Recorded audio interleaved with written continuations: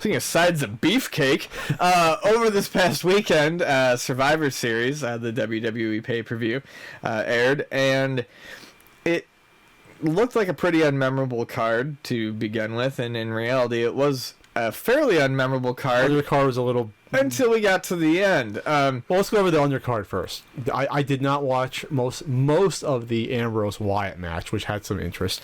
It was decent.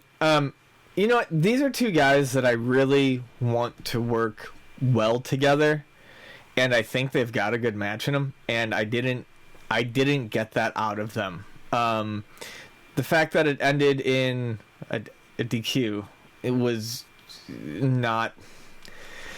I hate that. Well, here's the thing. But here's my thing. It ended in DQ, and it's going to lead to a gimmick match. This is going to lead to a TLC match. It is. So we're not going to get a good end to this for like another 2 months. Yeah, I think you'd be naive to think that this feud would end only after one match. Okay, I mean that's true.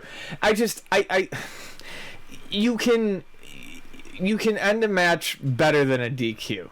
Sure, especially on a pay-per-view. Yes. It's a little cheesy, but at this point, the way these matches end on pay-per-view is either a DQ like this, which again, that's more for like a Raw or SmackDown, which you like to see it, or a run-in.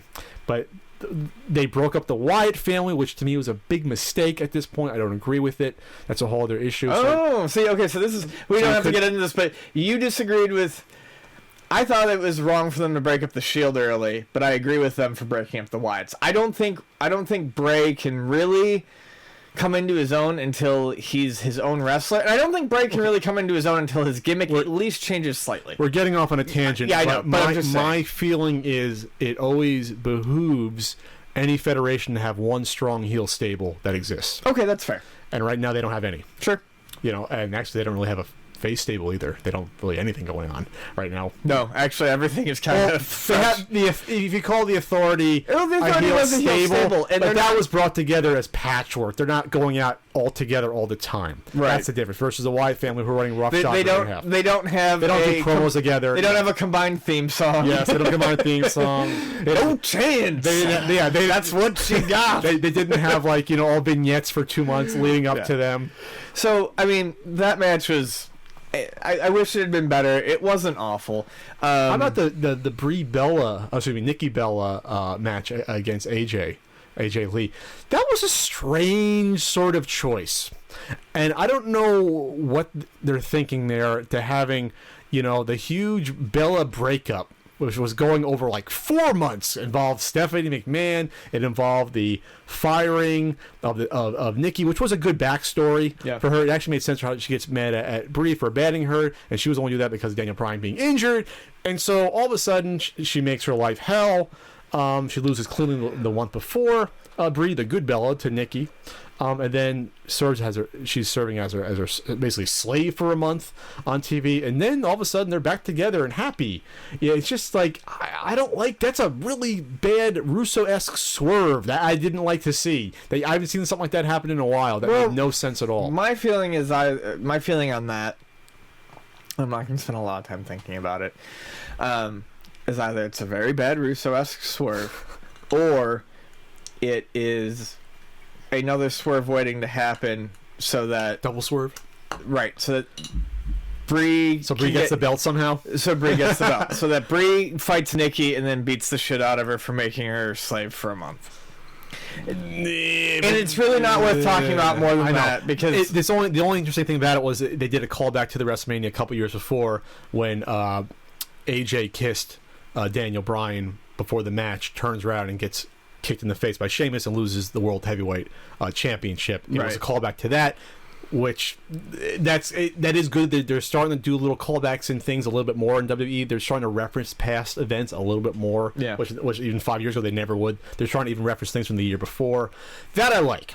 Okay, so that aside, you had the tag team 4-way match. Honestly, whatever.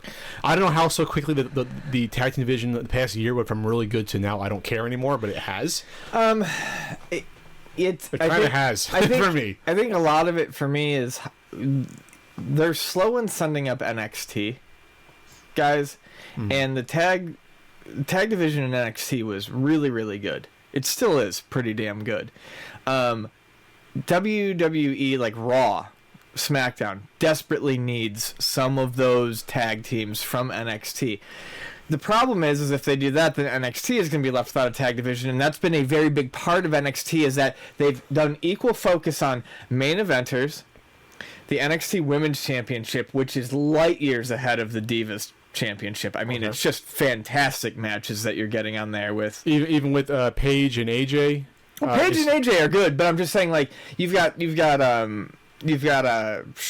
Charlotte Flair, and you've got Bayley, and you've got oh Jesus, the names are just slipping. So you're saying they have a better core? Alyssa Banks versus WWE. Yeah, they have a really good core. WWE maybe has 4 competent female wrestlers, maybe 5. So they just have a good core that's putting on good matches, and the problem is they're going to spread and I was reading about this earlier.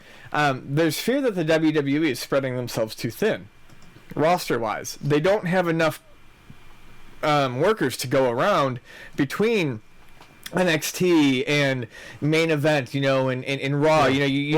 Tyson Kidd's now a regular on Raw and SmackDown. They brought him up for good. Is he? He's fucking fantastic. He's really good. He's been wrestling regularly the past month, and I'm glad to see it. Tyson Kidd is one of my favorite wrestlers currently. He's an amazing heel.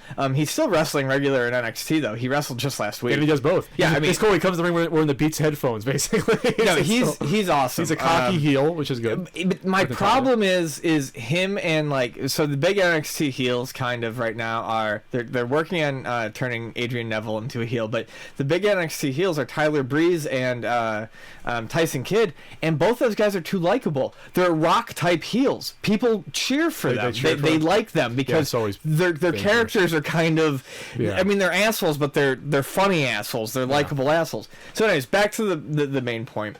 The main event was the big draw for... Can we just first say that I appear on the pay-per-view? Can we at least go over that really quick? Yeah, I was upset my face wasn't on the sign, but we should shout out because that was really cool. That was really, really fucking cool. I don't... If anyone watched the pay-per-view, it's blatantly obvious and easy to see a couple of times during the pay-per-view. There's a... In the first segment. Especially in the first segment, there is a hashtag CU podcast sign in, the first 4 rows of 10 rows about and it's with my face on my YouTube face. I'm sideways, it's clear, plain as day. It was probably small on blowing it up. If you watch on a big screen, you could probably see it. Oh no, I saw it. Oh, you did see it? I absolutely looked out for it and pointed it out, and I was like, "This is awesome." So we've made the big time, ladies and gentlemen. So unfortunately, I guess the security took the sign after a while. Oh, did they? They did take the sign after the segment, I guess, in this segment. But okay, because that's the only time I really saw it was the intro segment. I wonder why they took it. They don't like self promotion stuff, but which is understandable. Sure. But Triple H, if you're listening, what's best for business is allowing the CU podcast sign. So I'm encouraging anyone going to SmackDown or Raw to bring a CU podcast with my same face. Let's get a row of them, just looking at the camera. My face can be on there too. This is my face. I'm also on the CU podcast. They should really have us announce. They really should. At ringside. You have the Spanish announce table, then you have the internet announce table next to it. We can be the internet announce table. So main event time. Survivor Series. The whole pay-per-view was based upon the main event. The Authority had theirs 5 versus Team Cena. 5-on-5 Survivor Series. 5-on-5. Yes, it's 5-on-5, Ian. Usually they only showed 4 though. It's 5-on-5. They'll make me count them down from my fingers. So the whole gimmick was that if Team Cena won, the Authority was out of power. Triple H and Stephanie, who have been really active, I'd say, the past year and a half since Triple H started screwing over Daniel Bryan last year, was going to put... Basically, Vince McMahon forced them to put the Authority, I guess, on the line, the control of day-to-day operations. So they had the match.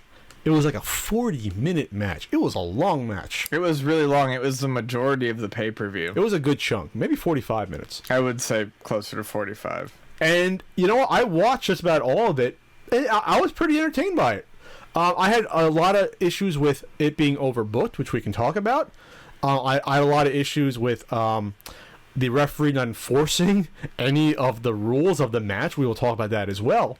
But in terms of the overall structure, I did like that there was a couple of surprise eliminations, which usually in Survivor Series, they always get a few guys out early to make it manageable. The Cena elimination was... Fantastic. Okay, so let's go through eliminations. So it started off with Mark Henry going against Big Show. Big Show knocks him out at the very start. It's like a shocker since they're both the big guys. Now you're down to only 4 guys on the Authority's team. And then more stuff happens. You have Ryback comes in. Ryback gets eliminated fairly early for a guy that just came back and is getting a monster push as a big sort of unstoppable beast, how he was when he first came in a couple of years ago. Gets a monster push and gets eliminated somewhat early, but gets eliminated through outside interference from a curb stomp from Seth Rollins. And this is my problem, though. If you go back and historically watch Survivor Series matches, there's almost like this like unwritten code where they don't do shit like run-ins and DQ stuff that normally would to win matches. There was too much shit in this match, and you are right. I just forgot about like Ryback. It was 5-on-5. I thought they shorted each side one. My biggest problem was too much of this played like a tag team with cut play and stuff like that, and that's I didn't like that either. It's supposed to be one-on-one. The person who loses gone. Yeah. You go back and watch those old Survivor Series matches. Yeah, you'd have a guy get rolled up and he's out. You get a guy hit by a semi-finisher and he's out, and the other guys stay in the apron. They don't come in. Right. In my mind, it was always that the referee would auto DQ anyone that came in to keep it under control. Yes. So that's why it never happened in the past.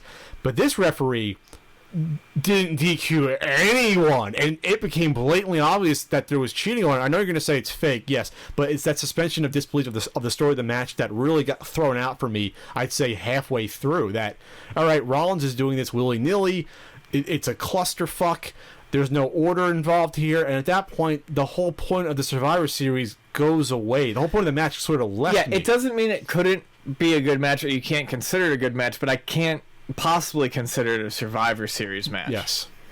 Then you had like Rusev try to do the splash on the table, which would have been a DQ in any regular match. Right. So why is he even trying to do that? And the count out was really slow. Just inconsistent.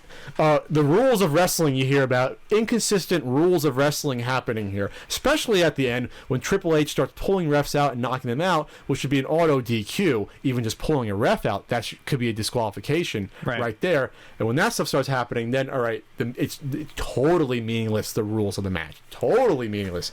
He knocked out like 2 or 3 refs, Triple H.